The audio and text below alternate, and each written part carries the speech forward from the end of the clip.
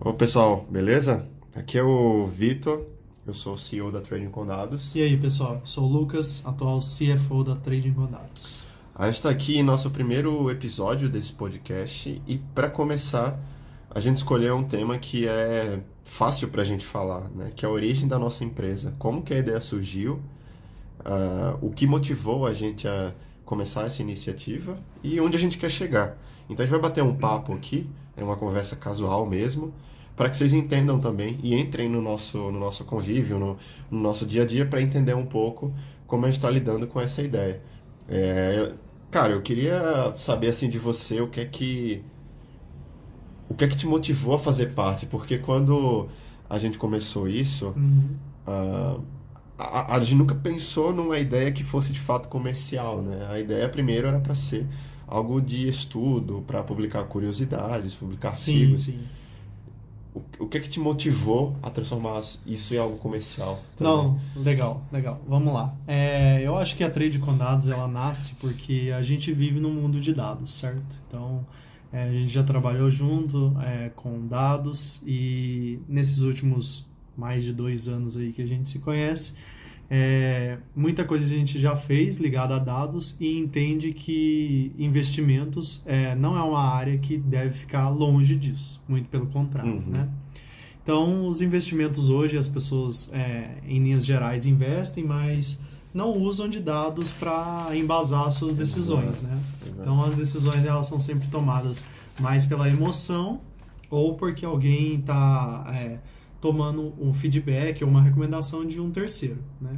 Então, o que me motivou a entrar na Trade com Dados é que quando você chegou com essa iniciativa que ainda não era comercial para fazer cursos para as pessoas, eu já via um potencial de por que a gente não pega todo o conhecimento que a gente tem em dados e que hoje a gente já aplica envolvendo investimentos e mostra para as pessoas como fazer isso. Uhum. Porque com isso a gente vai deixar elas terem acesso a um novo mundo que muita gente desconhece e não sabe nem que já existe, né? É interessante você falar dessa coisa da disparidade, dessa coisa de gerar uma certa indignação em nós, porque pra gente era algo que era muito claro, né? Porque a gente trabalhou com dados muito tempo, tanto a questão da engenharia de dados, da Uhum. ciência de dados, a gente sempre via que a inteligência artificial estava dominando tudo, mas é Mas que ainda interessante está muito ver aquém para no as Brasil, pessoas pelo físicas, menos. né? Exato. No Brasil é algo que, cara, tudo bem, a gente tem talvez três, quatro gestoras de investimento que se baseiam em machine learning, em data science. A gente tem algumas empresas que talvez capturam dados do mercado financeiro brasileiro, mas é muito distante do mundo do investidor pessoa física. Eu posso dar nomes aqui de empresas grandes no mundo todo que têm dados de mercado financeiro e que você vai pagar uma Uhum. grana muito boa para ter esses dados. Mas, cara, eu duvido que algum investidor pessoa física consiga pagar isso Não, para não ele fazer análises consegue. pessoais, né? Então isso acaba gerando essa separação que pra gente era muito clara entre dois mundos. O mundo de mercado financeiro é um mundo muito pragmático, ele quer as coisas muito rápido, quer dinheiro muito rápido, e o mercado e o mundo acadêmico ele estava ficando afastado por ser teórico demais. Isso. Mas os dois mundos eles podem se comunicar, porque a bagagem teórica da academia ela tem muito a ensinar Eu uma digo pessoa de mais, mercado eu digo que financeiro. os dois mundos têm que se comunicar e hoje é um erro de muitas empresas que não investem em research, né? Porque você pode ver que as empresas que estão começando a ficar à frente no mercado, elas já investiram bastante pesado nessa tecnologia, em machine learning, em AI, que seja, porque você pode ver, as novas empresas e startups que estão aparecendo aí, elas são baseadas em dados e são baseadas em decisões Exato. tomadas a partir de dados. E só um parêntese, quando Aham. você fala em research, é importante a gente diferenciar, que acho que você está falando do research, que é o P&D, é pesquisa e desenvolvimento, é Isso, fazer pesquisa. exatamente. É para não se confundir, porque em research acabou se usando muito no Brasil para tipo casas de research, Não, né? Tipo não, aquelas pesquisa casas e de análise.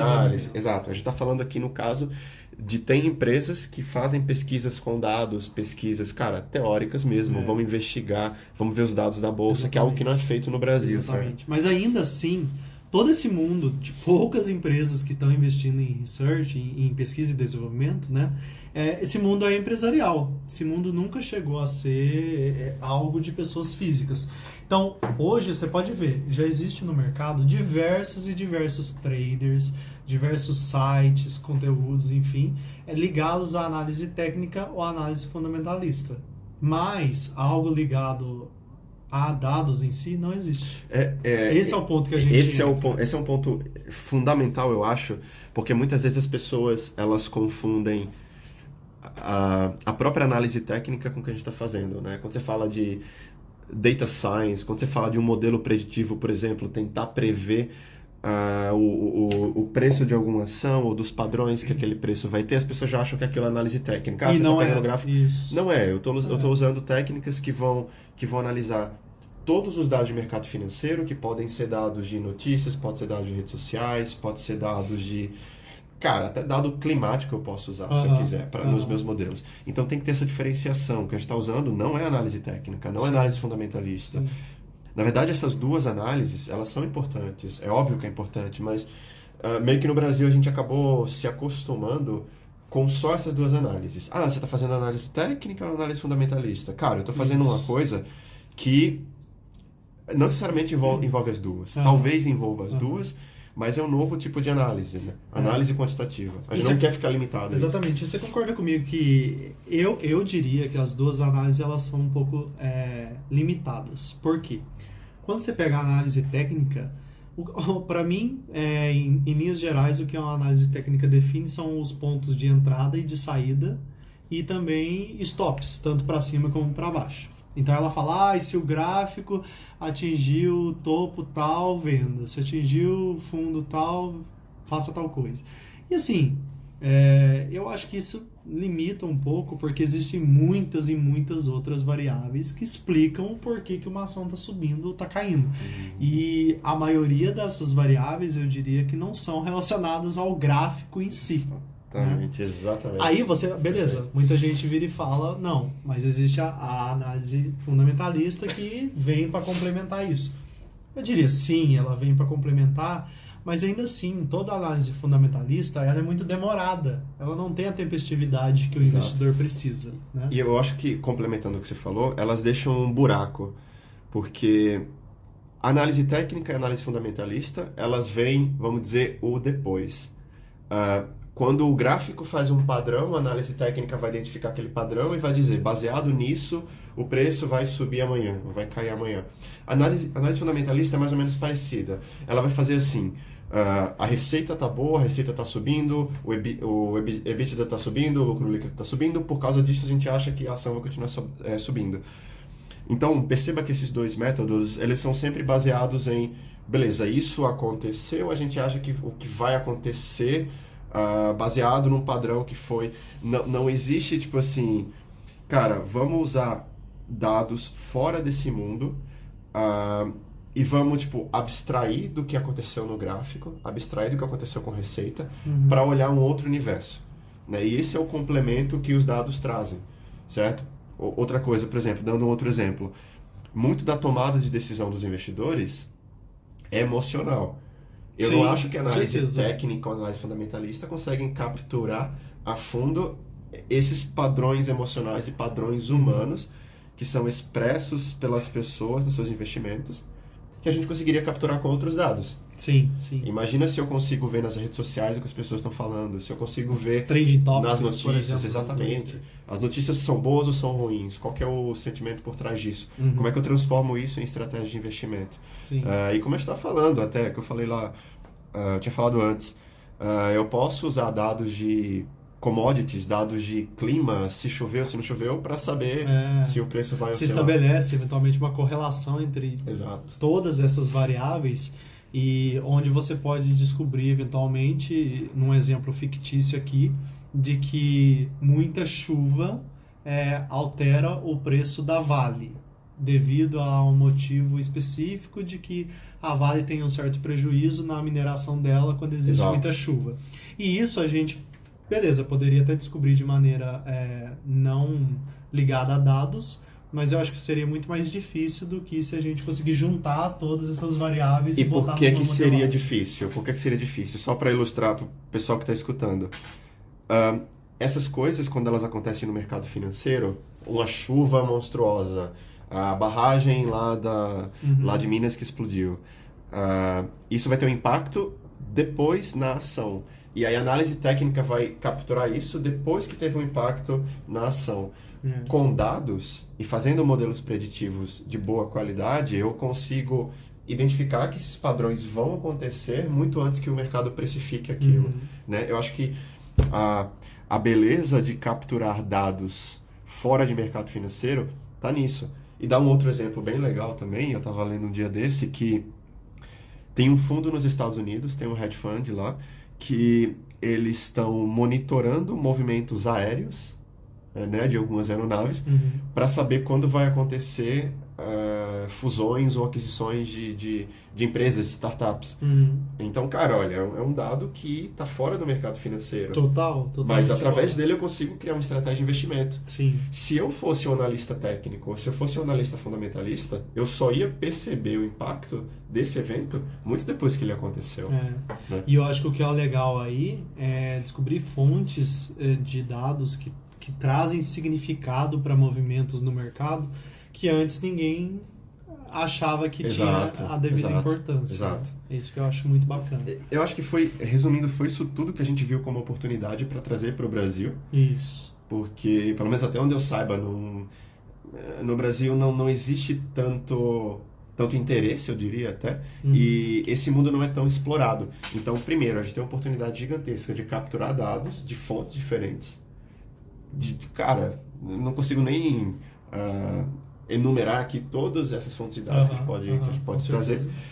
E aí, em cima disso, a gente pode criar, análises, a gente pode criar gráficos, ou até nos nossos cursos, mostrar como eventualmente você importaria esses dados, você faria modelos preditivos usando Python, por exemplo. O mais legal daqui, Victor, é que eu acho que a Trade com Dados traz para as pessoas uma maneira de, eventualmente, além dela ganhar mais dinheiro, dela ter uma carteira mais eficiente, uma carteira mais balanceada, ela tentar prever quais são os movimentos de mercado e com isso não perder, ainda tem a possibilidade de ela conseguir ter, digamos assim, uma segunda fonte de renda.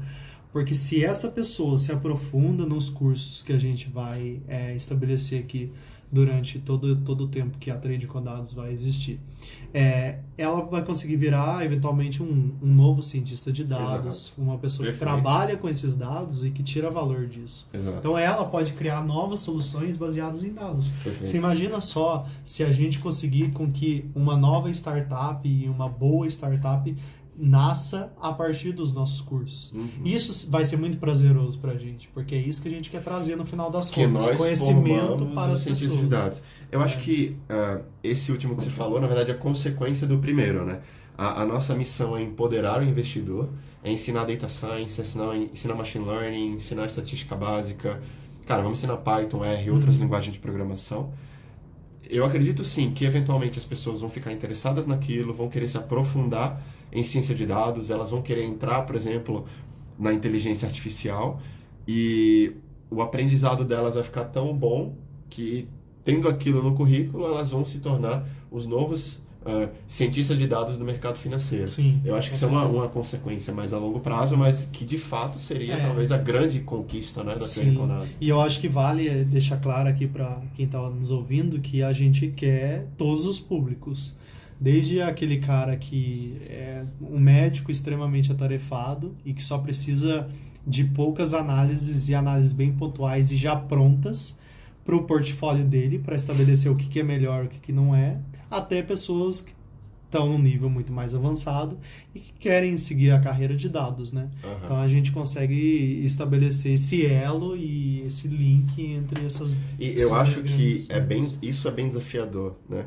É um desafio mostrar para quem nos acompanha, para quem nos segue, que você não precisa ficar limitado a bagagem teórica. Você não precisa, cara, se você acompanhar a gente, não quer dizer que você vai virar um cientista de dados ou um Um professor matemático, acadêmico. exatamente. Exato, Nossa. você pode fazer as análises na sua casa. Você vai abrir seu computador, vai fazer com 3, 4 linhas de código, você fazer um gráfico legal, você vai ajudar na sua tomada de decisão. Uhum. Talvez você vai escolher o seu portfólio de ações por conta própria, com as suas próprias análises, e eventualmente, se você gostar daquilo, você vai querer migrar para o mercado financeiro. Mas isso acaba sendo um desafio muito grande. Como é que a gente mostra para as pessoas que nós não somos puramente uma escola, né, de data science? Sim. Né? A gente quer integrar esses dois mundos, né? Por isso que é sempre O importante... meu propósito sempre foi melhorar a vida das pessoas. Inclusive, eu achava que se eu trabalhasse numa empresa ligada à parte de saúde, eu conseguiria cumprir esse meu propósito. Mas depois de trabalhar em setores financeiros, eu vi que quando você melhora a vida financeira de uma pessoa, você consequentemente melhora a vida dela como um todo. Perfeito. E por isso que eu vejo na Trading com Dados um excelente propósito, que é de dar de direito o que é da pessoa relacionada a esse poder que os dados têm e melhorar a vida de todas as pessoas com relação aos investimentos e eventualmente, e não digo nem eventualmente, digo que vai ser consequência, a Trading com Dados também pode migrar para áreas mais ligadas a gerenciamento de finanças pessoais, por exemplo. Que a gente poderia criar um modelo ou ensinar pessoas a criar modelos robustos que tragam para ela o que vai acontecer com as suas finanças pessoais daqui 6 meses, né? E como que certas variáveis estão implicando no orçamento pessoal dela. Então, eu acho que existe um mundo muito grande e esse mundo a gente vai discutindo nos próximos episódios dos podcasts. Mas é basicamente isso. Eu acho que dados você... não tem limites e a gente nem deveria ter limites. Eu acho que você tem um sentimento parecido com o meu. Eu me sinto como se a gente estivesse sentado numa mina de ouro.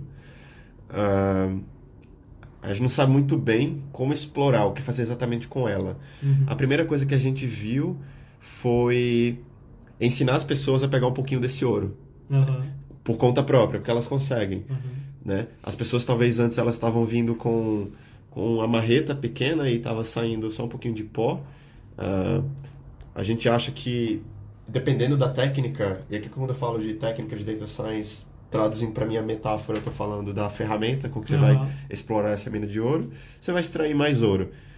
E a quantidade de ouro que você vai extrair vai depender da ferramenta que você usar. Tem que ser ferramenta boa, é óbvio. Tem que ser infraestrutura boa e a gente pretende ter isso, de fato, servidores muito bons, máquinas muito boas e acesso a dados muito bons. E com isso, cara, como você falou, eu acho que o céu é o limite nesse sentido, né? Porque a gente está num cenário em que poucos dados são explorados, eu digo poucos dados fora da bolsa. No Sim. Brasil se estuda muito dado financeiro, dados da bolsa, mas por que não estudar dado fora? Cara, é isso, sabe? Sentado nessa mina de ouro, a gente vai de fato continuar estudando as melhores formas de tirar a riqueza e ajudar as pessoas para que elas consigam tirar a parte delas. E a grande consequência, que vai ser a nossa maior alegria, a nossa maior vitória, é ver as pessoas crescendo nisso, não só crescendo nos seus próprios investimentos, mas eventualmente elas aprendendo com isso e virando profissionais melhores, virando cientistas de dados, virando engenheiros de dados para o mercado financeiro. Eu acho que de fato seria maravilhoso, né? Sim. Eu acho que é isso. Então é isso, pessoal. Eu acho que a gente tentou aqui falar um pouco nessa conversa, digamos assim, informal. Sobre o futuro, o nosso futuro, né? Sobre como que a Trading com Dados se iniciou, né? Como que tudo começou, quais eram os objetivos, como que as coisas estão meio que mudando, mas que o que a gente quer atingir lá na frente.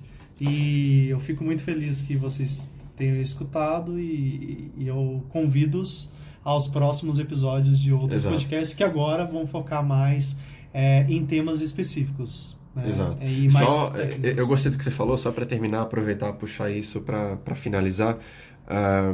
O que a gente está fazendo ao longo do tempo, talvez em relação a produtos, eles têm mudado um pouco, né? A gente vai focar nessa linha educacional, a gente quer ensinar Python para as pessoas, ensinar Data Science voltado ao mercado financeiro.